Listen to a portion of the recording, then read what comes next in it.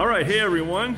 It's a nice rainy, wet day in April here in Minnesota, and so can't do anything outside because it's miserable. It seems like Scotland here, or maybe Washington or Seattle or whatever it is out there that's all rainy all the time. Anywho, I thought I'd do a quick video here and show you how I drive my sawmill head back and forth. I mean this sawmill head here going back and forth this way. I think I have kind of a unique way of doing that. Something I saw on a video of some guy, I think he was maybe in Poland or one of those old Eastern Bloc countries over there. He had built a sawmill, and I got looking through my junk and deciding how I wanted to do it and how cheap I wanted to be, and I figured out that I kind of had the pieces to do something similar, so I made my own setup, and it's not by any means maybe what I would do again, but I thought just for the sake of YouTube, it's kind of a Rube Goldberg way of doing it, and so I'll show it for your entertainment, I guess, if nothing else, and amusement. So here it goes. So what I have going on here is I have a cable tied to this thing, okay? And the cable, there's one cable that goes forward and then loops back around. So you can see there's this cable here, okay, tied onto there. And then there's another cable coming back, okay. And there's a pulley in the front,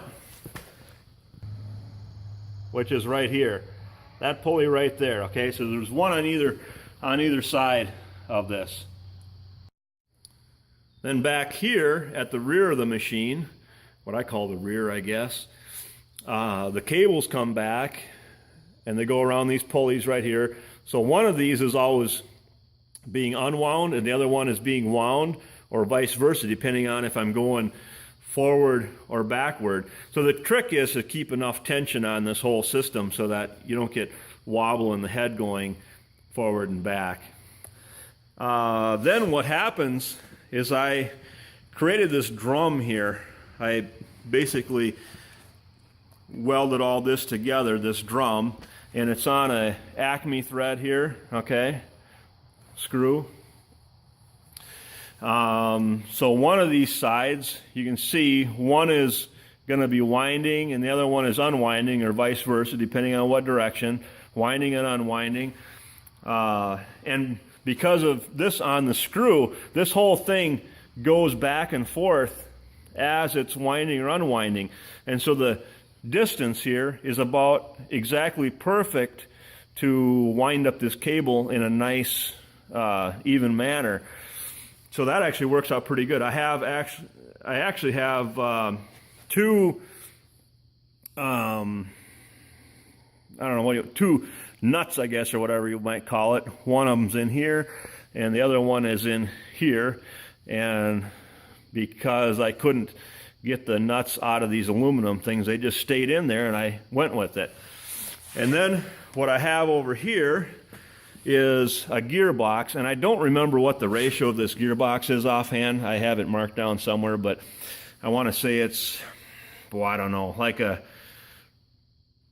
15-to-1 or whatever it is, and then a hydraulic motor right here. So this piece, this gearbox and the motor, ride back and forth on here on these rails, all right?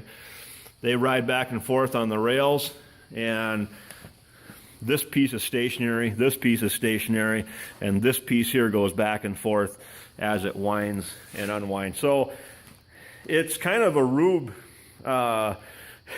Goldberg setup, I guess you might say, but it does work fairly effectively. For me, it was kind of a low-cost solution, I guess, of putting this together. Maybe saved me a couple dollars, not a lot. It's just because I had all these things except the cable that I had to buy, and that's obviously not that expensive.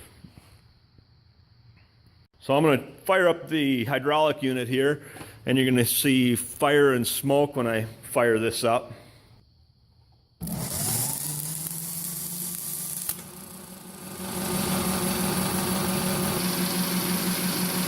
That's my beautiful antique electric motor.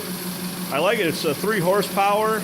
Actually, it's a Wagner electric. I don't know when that thing was made. Probably sometime in the 30s, or could even be before. But it's not a capacitor start, so that's kind of a disadvantage. But anyhow, sidetrack there. All right, so let's move this thing back and forth and see what this does here.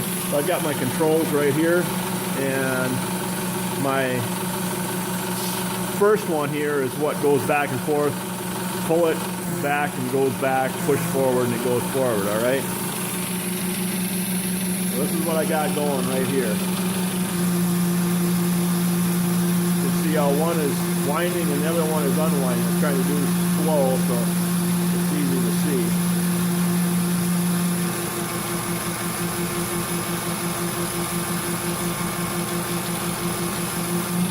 Then going in reverse, it just pulls it right back again. You can see how this is moving too as it winds it up.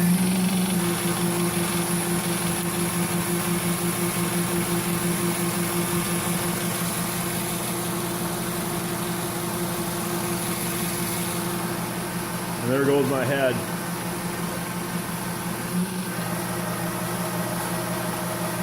Yay, old saw head going back and forth. Okay? All right, so that was about it for that short video. Actually, I'm about to tear into this thing, and I'm getting ready to take this whole saw head off here and take this motor. I'm actually going to take this motor and put it on this hydraulic unit right over here. I think I'm probably going to switch the motor on and off depending on whether or not I have the hydraulic unit sitting in here and using it for sawing lumber. I like the electric better, and I like the new electric actually better than that. Someday someone's going to buy this thing from me for a nice price. It's just a little bit heavy to ship, so eBay doesn't work super well for that.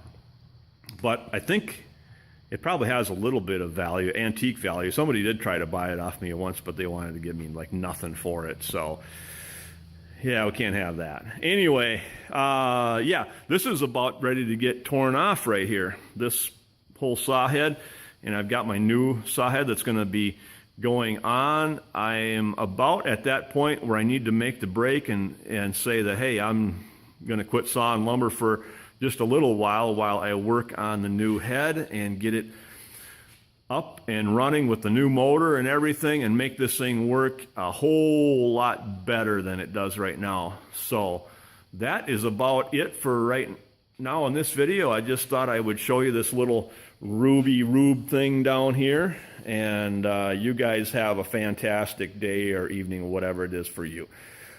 See you later.